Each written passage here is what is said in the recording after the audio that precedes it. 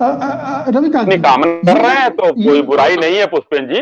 जी रविकांत जी, ये बीजेपी को का जो पूरा खेल है इस चुनाव में अब जो दिख रहा है, ये कानून व्यवस्था, विकास वगैरह, ये सब तो हम समझ रहे हैं, ये अब हाशिए में चला गया है।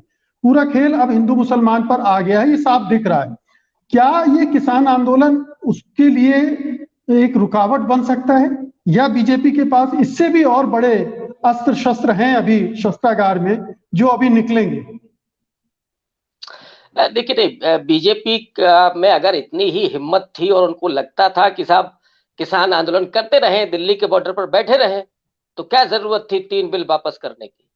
अगर उनको अपने कैंपेन पर भरोसा था कि हम हिंदू मुसलमान कर लेंगे, हम जाटों को तोड़ लेंगे, राम मंदिर के क्रेडिट पर हम चुनाव लड़ लेंगे, तो मुझे नहीं लगता कि मोदी जी को झुकने की क्या जरूरत थी। खामा-खा अपने पूरे उस इमेज को उन्होंने ध्वस्त किया 56 इंची। लेकिन सच्चाई ये है कि आपको मालूम है कि किसानों की ताकत क्या है। 13 महीनों में 700 किसानों ने शहादत दे करके आपको बता दिया है कि वो क्या कर सकते हैं। इसलिए आप बैकफुट पर गए और फिर आपने बेवकूफ बनाया दोबारा। जो पुष्पन जी कह रहे हैं कि आप उंगली मत करिए, और मैं ये दावे के साथ कह रहा हूं कि ये जो नैरेटिव चल रहा है ना, ठंडा करने का, गर्म करने का, हिंदू और मुसलमान, आप कल के बाद देखिएगा। कल के बाद यही किसान जो अभी जातियों में विभाजित हो गए हैं, वो एक जाति की वो किसानों की अस्मिता के साथ सामने खड़े होंगे और फिर आपके लिए मुश्किलें होंगी। और रही बात यह कि कंफ्यूज, मुझे नहीं लगता कि कोई कंफ्यूजन।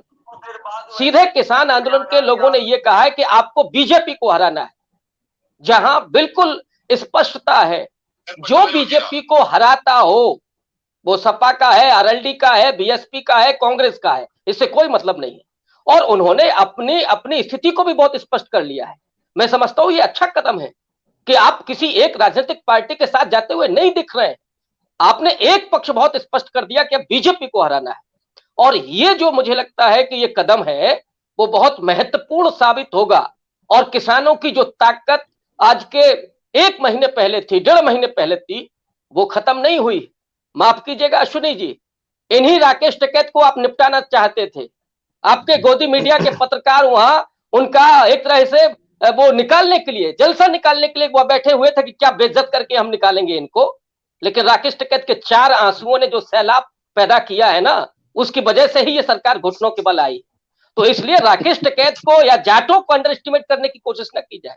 मुझे लगता है कि अगर वो अपने रो में आ गया तो फिर आपका हिंदू मुसलमान नहीं चलने वाला है, क्योंकि अभी तो आपको गांव में घुसने की मुश्किल हो रही है।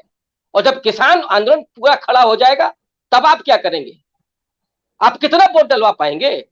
सवाल तो यह है, अगर आपने उनको ज्यादा उंगली कर दी तो भारतीय जनता पार्टी क्या कुछ हिस्सों में वोट डलवाने की हैसियत में होगी अगर ये स्थिति में जाट अगर आ जाए तो? क्योंकि जाट कभी भूलता नहीं है। अगर वो आपके साथ 13 के बाद खड़ा हुआ था तो उसने आपको इतना बड़ा मैंडेट दिया, और वही जाट जब आपके खिलाफ खड़ा हो जाएगा तो क्या करेगा?